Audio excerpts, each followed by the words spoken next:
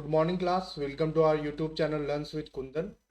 आज हम लोग बात करने वाले हैं कम्युनिकेशन टॉपिक का, जो सीजन 20 क्वेश्चन हम लोग करवा चुके थे और 21 से स्टार्ट करेंगे आज का सीजन। चलिए सेशन को स्टार्ट करते हैं और जानेंगे कि क्वेश्चन नंबर 21 में क्या है। चलिए सेशन को स्टार्ट करते हैं। Question number 21, which of the following is not a function of mass communication. Mass communication का फंक्शन कौन नहीं है, इसके बारे में जानेंगे। तो आपको पता है कि सर्विलांस, पर्सुएजन, सोशलाइजेशन और नॉइज एलिमिनेशन, हम लोगों को मास कम्युनिकेशन का फंक्शन कौन नहीं, मास कम्युनिकेशन का काम कौन सा नहीं है, ये हम लोगों को बताना है। आपको पता है कि नॉइज, शोर उन्मूलन, नॉइज एलिमिनेशन जो है वो मास कम्युनिकेशन का फंक्शन नहीं है। बाद बाकी सर्विलांस, परसुएजन और सोशलाइजेशन, ये तीनों जो है वो मास कम्युनिकेशन का फंक्शन है, काम है। तो ऑप्शन डी इस क्वेश्चन का करेक्ट हो जाएगा।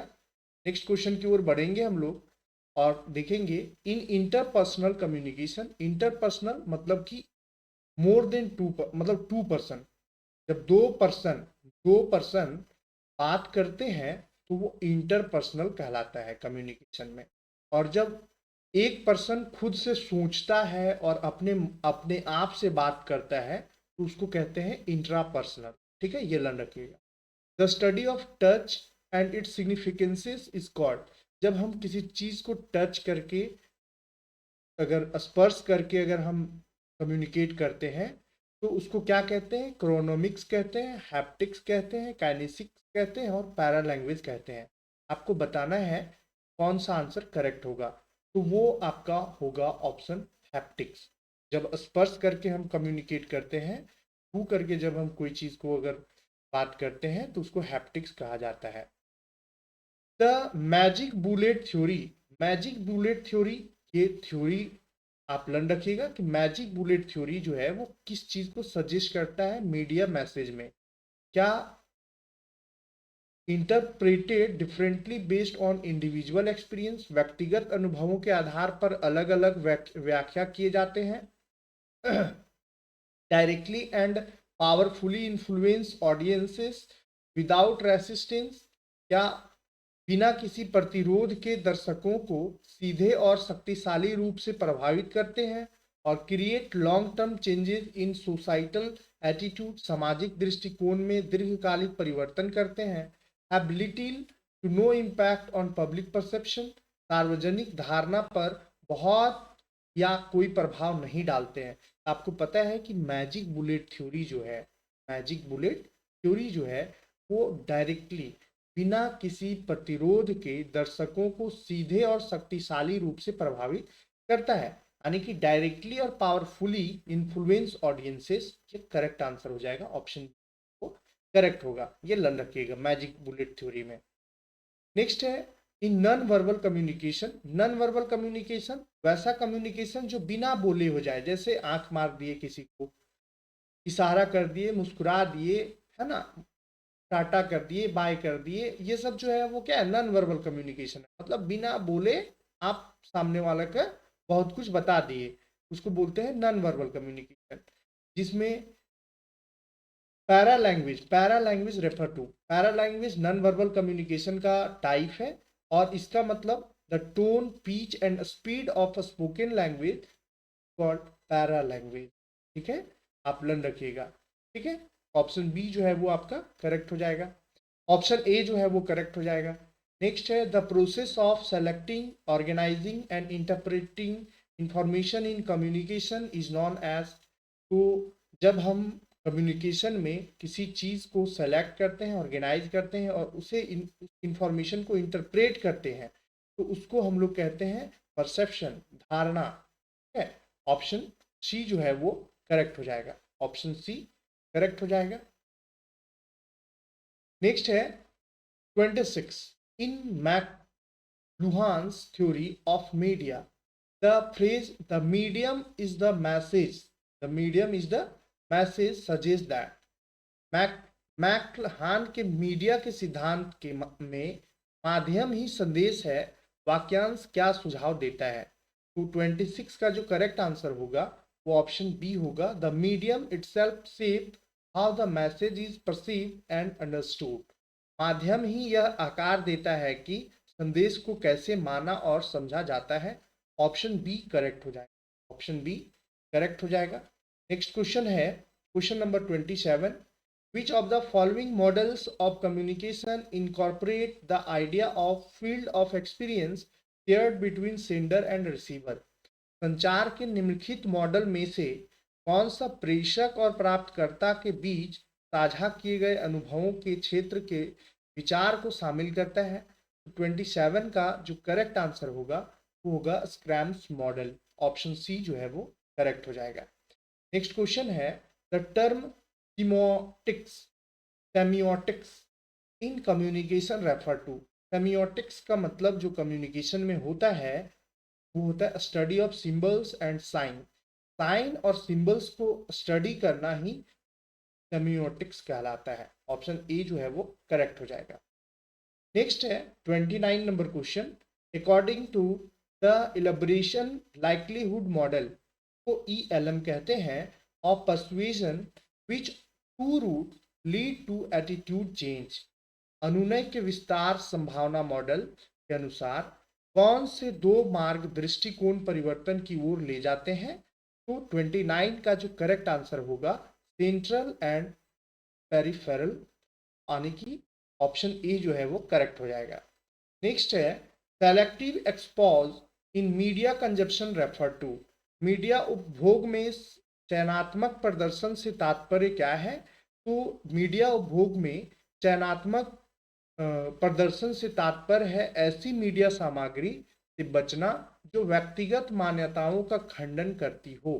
अवॉइडिंग मीडिया कंटेंट, वैसे मीडिया कंटेंट को अवॉइड करना दैट कॉन्ट्राडिक्ट पर्सनल बिलीफ्स, जो पर्सनल बिलीफ्स को कॉन्ट्राडिक्ट करती है, यानी कि लड़ाई झगड़ा करवाती है, बिलीफ्स में विश्वास हटाती है, कॉन्ट्राडिक्ट पैदा करती है, उसको कहते हैं हम लोग सेलेक्टिव एक्सपोज। ऑप्शन ए जो है वो करेक्ट हो जाएगा।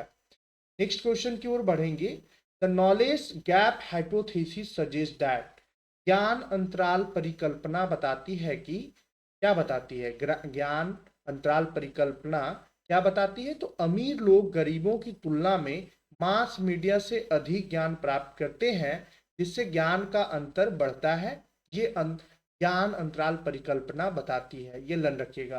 The rich gain more knowledge from mass media than the poor. अमीर लोग जो है वो गरीब से ज्यादा मास मीडिया से सीखते हैं, वाइडनिंग द नॉलेज गैप, जिसकी वजह से दोनों अमीर और गरीब के बीच में नॉलेज गैप बढ़ते जाता है। ऑप्शन ए करेक्ट हो जाएगा, ये लन रखिएगा। नेक्स्ट है the cognitive dissonance theory by Leon Festinger explain that individuals. Leon Festinger द्वारा संज्ञानात्मक असंगति सिद्धांत बताता है कि व्यक्ति परस्पर विरोधी विश्वासों का सामना करने पर अपने दृष्टिकोण को बदलते हैं, हमेशा बिना किसी प्रतिरोध के नई जानकारी को स्वीकार करते हैं, मीडिया अनुनय से प्रभावित रहते हैं और व्यक्तिगत विश्वासों पर समूह की राय को प्राथमिकता देते हैं।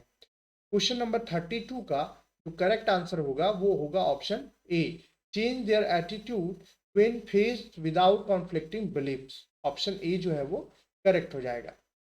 इन organisational communication the term grapevine communication refer to.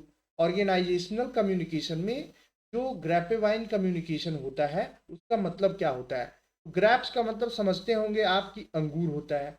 अंगूर कोई सिस्टमैटिक वे में तो लगा हुआ नहीं रहता है, कोई भी किधर भी लगा हुआ है, गुच्छा टाइप का रहता है। तो उसी तरह से वैसा ऑर्गेनाइजेशन जहाँ कोई भी सीनियर और जूनियर किसी से भी कोई बात कर सकता है, किसी भी तरह का कोई प्रोसेस नहीं है, डायरेक्ट कोई मालिक से बात कर ले रहा है, कोई अपना डिपार्टमेंट हेड से बात कर ले रहा है, किसी भी, जैसे स्कूल में है तो प्रिंसिपल से कोई भी बात कर ले रहा है, कोई सब्जेक्ट हेड से बात कर ले रहा है, टीचर क्लास टीचर से बात कर ले रहा है। तो ये क्या है? अनस्ट्रक्चर वे में है, अनस्ट्रक्चर वे में है। और उस कम्युनिकेशन जो अनस्ट्रक्चर होता है उसको हम लोग क्या कहते हैं? ग्रैपेवाइन कम्युनिकेशन कहते हैं। ठीक है, तो आप इसमें कह सकते हैं कि इनफॉर्मल कम्युनिकेशन या फिर unstructured simultaneous communication within an organization. This is called grapevine communication. बहुत इंपॉर्टेंट है, ये लर्न रखिएगा कि ग्रेपेवाइन कम्युनिकेशन क्या होता है, ये बहुत जरूरी है, ठीक है, लर्न रखिएगा, एग्जाम में पूछा जाता है। नेक्स्ट है who propose the two step flow theory. Two step flow theory कौन दिया है, ये भी पूछा जाता है एग्जाम में, और इसे रट्टा मार लीजिएगा कि पॉल डैजफील्ड एंड एल्यूस कार्ड जो है वो टू स्टेप फ्लो थ्योरी को प्रपोज किए हैं। दो चरणीय प्रवाह सिद्धांत का प्रस्ताव पॉल लॉजरफील्ड और एलिहू कॉर्ड जो है उनके द्वारा दिया गया है। नेक्स्ट है cultivation theory by George Gerbner suggest that heavy television viewers. जो कल्टीवेशन थ्योरी है जॉर्ज गार्बनर द्वारा कल्टीवेशन थ्योरी से पता चलता है कि भारी टेलीविजन दर्शक जो है वो क्या करते हैं, टेलीविजन सामग्री से प्रभावित वास्तविकता की धारणा को विकसित करते हैं, मीडिया के प्रभावों से प्रतिरक्षित होते हैं, इलेक्ट्रॉनिक मीडिया की तुलना में प्रिंट मीडिया को प्राथमिकता देते हैं और पारस्परिक संचार में अधिक संलग्न होते हैं। तो आपको पता है कि ऑप्शन ए जो है वो टेलीविजन सामग्री से प्रभावित वास्तविकता की धारणा से विकसित होते हैं। ऑप्शन ए जो है वो आपका करेक्ट हो जाएगा। Develop perception of reality influence by television content. Television content के द्वारा इन्फ्लुएंस हो जाते हैं। ऑप्शन ए जो है वो करेक्ट हो जाएगा। In media research agenda setting refers to. Media शोध में एजेंडा सेटिंग से तात्पर्य क्या है, तो एजेंडा सेटिंग से जो तात्पर्य है वो है the media's power to shape what issue are considered important in public discourse. Option A जो है वो करेक्ट हो जाएगा। सार्वजनिक चर्चा में किन मुद्दों को महत्वपूर्ण माना जाता है, इसे आकार देने की मीडिया की शक्ति को ही क्या कहते हैं, एजेंडा सेटिंग थ्योरी कहते हैं। एजेंडा सेटिंग थ्योरी में ये भी आप लर्न रख सकते हैं कि मीडिया जो है वो किसी पार्टिकुलर टॉपिक को बार बार फ्लैशबैक देती है, बार बार ये मतलब कि पे फोकस देती है, जिससे वो मीडिया वो टॉपिक जो है वो पूरा पब्लिक के पास पहुंच जाता है। Media dependency theory suggest that. तो मीडिया डिपेंडेंसी थ्योरी जो है वो सजेस्ट करती है कि people depend on media to fulfil their information and entertainment needs. ये हुआ मीडिया डिपेंडेंसी थ्योरी, मतलब कि लोग जो है वो मीडिया पे ही पूरा का पूरा डिपेंड है। What is kinesics. Kinesics in non verbal communication में क्या कहलाता है, काइनेसिक्स का मतलब होता है कि the study of body movement. Body movement का, गेस्चर का, फेशियल एक्सप्रेशन का जो स्टडी होता है उसको हम लोग काइनेसिक्स कहते हैं, ये लर्न रखिएगा। पैरालैंग्वेज, टोन, स्पीच ये सब से रिलेटेड होता है, और बॉडी का गेस्चर, पोस्चर, फेशियल एक्सप्रेशन ये काइनेसिक्स कहलाता है। और पैरालैंग्वेज, हैप्टिक्स, काइनेसिक्स ये सब सभी जो है वो नॉन वर्बल कम्युनिकेशन का टाइप है, ये लर्न रखिएगा। नेक्स्ट है in corporate communication which in corporate communication which of the following is not a barrier to effective communication। Corporate संचार में निम्नलिखित में से कौन प्रभावी संचार में बाधा नहीं है, तो क्वेश्चन नंबर 39 का जो आपको सही आंसर होगा वो ऑप्शन सी होगा, clear and concise messaging. Clear and concise messaging जो है वो सही आंसर होगा। नेक्स्ट है, नेक्स्ट क्वेश्चन की ओर बढ़ेंगे हम लोग और क्वेश्चन नंबर 40 को देखेंगे। According to Neumann's spiral of silence theory people tend to. Question number 40 का आंसर करना है आपको। क्वेश्चन नंबर 40 का आंसर बताइए कि क्या होगा। तो 40 नंबर क्वेश्चन का the study silent when they perceive their opinion as the minority view. Option B जो है वो करेक्ट हो जाएगा, ऑप्शन बी करेक्ट हो जाएगा। नेक्स्ट क्वेश्चन की ओर बढ़ेंगे हम लोग। Which of the following is an example of horizontal communication in organisation. Horizontal communication का एग्जाम्पल पूछा जा रहा है, तो आपको बताना है कि क्वेश्चन नंबर 41 का करेक्ट आंसर क्या है। कि a manager giving instruction to an employee, this is called horizontal communication. Employees discussing a project among themself, this is called horizontal. जब आप सेम लेवल पे बात करते हैं, सेम ऐसे लर्न रखिएगा, सेम लेवल पे बात करते हैं तो उसको कहते हैं हम लोग हॉरिजॉन्टल कम्युनिकेशन। ऑप्शन बी जो है वो करेक्ट हो जाएगा। ठीक है, नेक्स्ट है question number 42। Noise in communication refer to. Noise का मतलब कम्युनिकेशन में क्या होता है? तो any interference that distort the message.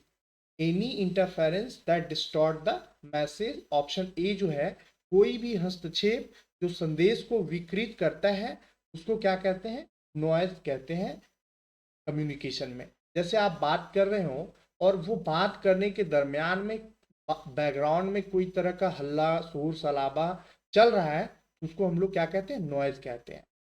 Next है the concept of gate keeping in mass communication means. जन संचार में गेट कीपिंग की अवधारणा का अर्थ क्या है? बताइए 43 का। 43 का जो करेक्ट आंसर होगा, media outlet control what information reaches the public. Option A जो है वो करेक्ट हो जाएगा। 43 का ऑप्शन ए करेक्ट हो जाएगा। नेक्स्ट क्वेश्चन की ओर बढ़ेंगे हम लोग। क्वेश्चन नंबर 44 को देखेंगे। In a group discussion when a dominant member influence other to conform it is an example of group think, active listening, assertive communication or interpersonal conflict. To group discussion when dominant member influence other to comfort is an example of group think. Option A correct हो जाएगा क्योंकि group discussion यहाँ हो रहा है, तो option A जो है वो करेक्ट हो जाएगा। नेक्स्ट है the study of time in communication is called. जब हम टाइम का स्टडी करते हैं, टाइम संचार में समय का अध्ययन को क्या कहा जाता है? तो क्रोनोमिक्स कहा जाता है। क्रोनोमिक्स जो है वो करेक्ट आंसर हो जाएगा। किल्लन रखिएगा, ऑप्शन बी जो है वो सही हो जाएगा इस क्वेश्चन का। और ये आपका रहा स्क्रीन पे आंसर ऑप्शन बी। तो आज का सेशन का लास्ट क्वेश्चन था। अगर वीडियो हेल्पफुल लगा हो, वीडियो थोड़ा भी मददगार लगा हो, वीडियो को शेयर कर दीजिएगा, अपने अपने ग्रुप में शेयर कर दीजिएगा। अगर आप चैनल पे नए हैं तो चैनल को सब्सक्राइब कर लीजिए। यूजीसी नेट पेपर 1 और पेपर 2 का तैयारी जो है वो यूट्यूब पे करवाया जाता है। अगर आप पर्सनल ट्यूशन लेना चाहते हैं, इंडिविजुअल ट्यूशन लेना चाहते हैं, तो वो भी हमारे पास अवेलेबल है। आप पर्सनल ऑनलाइन पढ़ सकते हैं मेरे से। उसमें थोड़ा पेड कोर्स है, वो चार्जेस लगेंगे, मिनिमम चार्ज है बट उसमें चार्ज लगेगा। तो जैसा आप इच्छा है आपका वैसा आप कर सकते हैं। और वीडियो अगर पसंद आया हो तो लाइक और सब्सक्राइब भी कर दीजिएगा। धन्यवाद।